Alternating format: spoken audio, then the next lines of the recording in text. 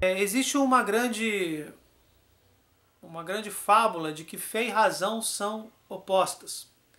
Elas não podem se combinar. E isso é falado principalmente por ateus ou por aqueles que se dizem muito científicos, muitos adoradores da ciência. Isso é dito realmente por pessoas que não conhecem muito a ciência. Porque o grande conflito está entre o religioso ignorante e o cientista presunçoso.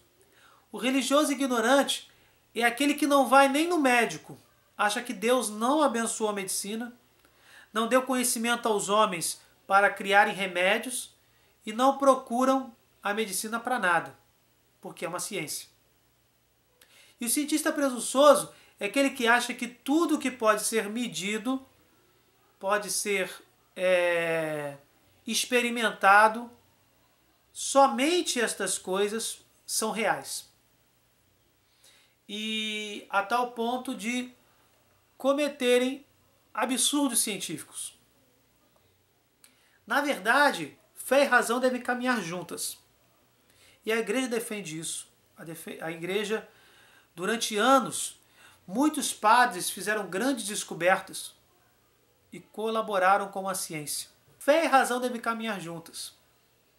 Por exemplo, eu uso a razão para ler, eu uso a razão para interpretar, eu uso a razão para fazer comparações.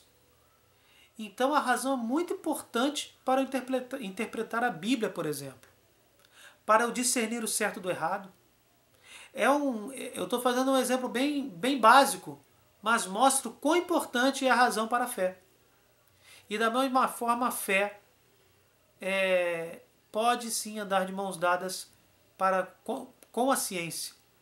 Porque a ciência, quando descobre cada vez mais o mundo que cerca o homem que utiliza a ciência para descobrir tais fatos, fica mais maravilhado ainda e rende graças a Deus. Então vamos lá. Max Planck, físico alemão, criador da teoria dos quanta, foi prêmio Nobel em 1928. Faz pouco tempo. Para onde quer que se dilate o nosso olhar, em parte alguma vemos contradição entre ciências naturais e religião. Antes encontramos plena convergência nos pontos decisivos. Ciências naturais e religião não se excluem mutuamente, como hoje em dia muitos pensam e receiam, mas completam-se e apelam uma para a outra. Para o crente, Deus está no começo.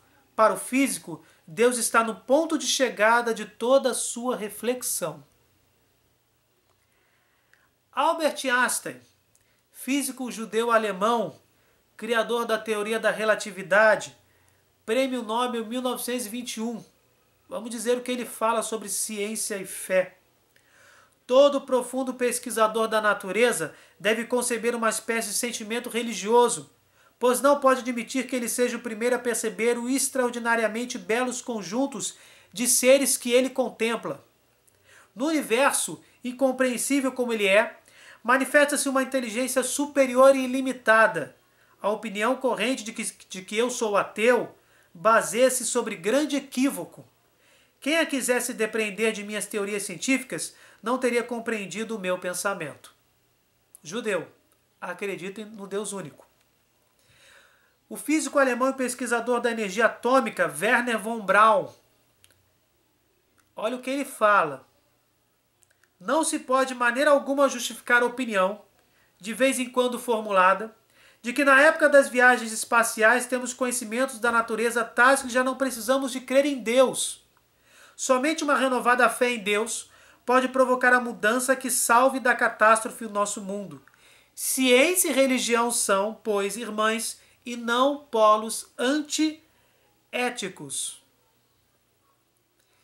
Vou repetir. Ciência e religião são, pois, irmãs, e não polos antiéticos. Hartmann, diretor do Instituto de Biologia Max Planck. Olha o que ele diz. Os resultados da mais desenvolvida ciência da natureza ou da física não levantam a minha objeção à fé no poder, com letra maiúscula, que está por trás das forças naturais e que as rege.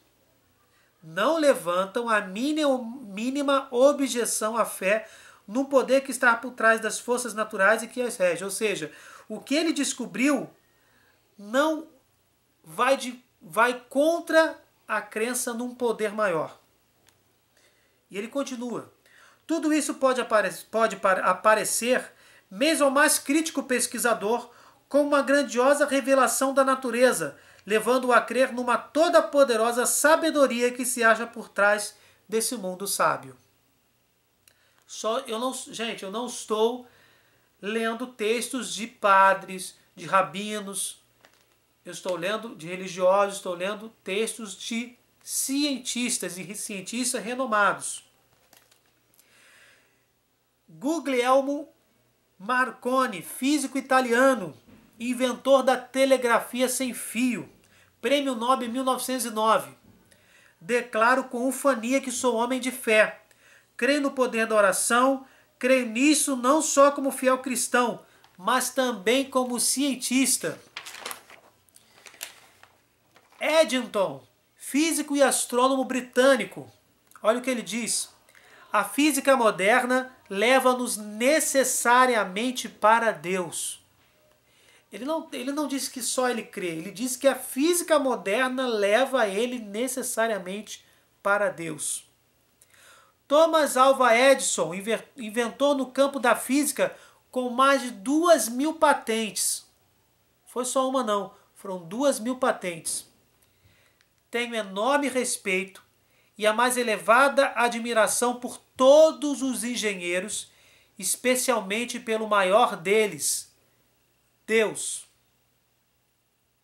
Eu poderia aqui me multiplicar com inúmeras frases, né? Temos um livro Fé e Ciência em Harmonia, do Felipe Aquino. Mostra ao longo da história esses inúmeros depoimentos. Mas o que precisamos entender é que o conflito que existe é entre aquele que não conhece nada de religião e aquele que não conhece nada de ciência, mas que simplesmente dá pitaco. O cara conhece um pouquinho de ciência e acha que já pode denegrir a fé. O cara conhece um pouquinho de fé e acha que pode se afastar completamente da ciência. Demonizar a ciência. Carl Gustav Jung. Olhem as suas palavras. No campo da psicologia. Afastar-se de Deus é a mesma coisa que arrancar a própria essência do homem. Palavras de um psicólogo.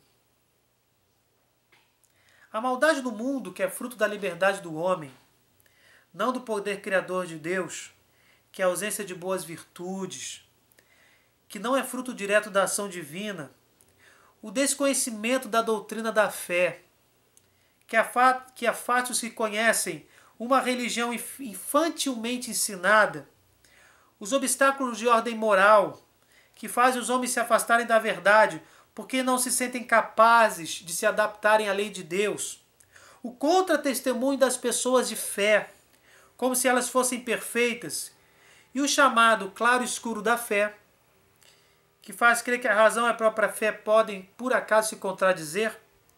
Tudo isso que eu acabei de citar, meus irmãos, são armas do ateísmo, que são facilmente desmascaradas com bom senso e lógica. Se nos homens existe olho, também existe a luz. Se existe ouvido, existe som. Se nos homens existe fome, sede inatas de vida, de felicidade, de amor e de bondade, a bondade, o amor, em última análise, Deus existe. Até o próximo vídeo.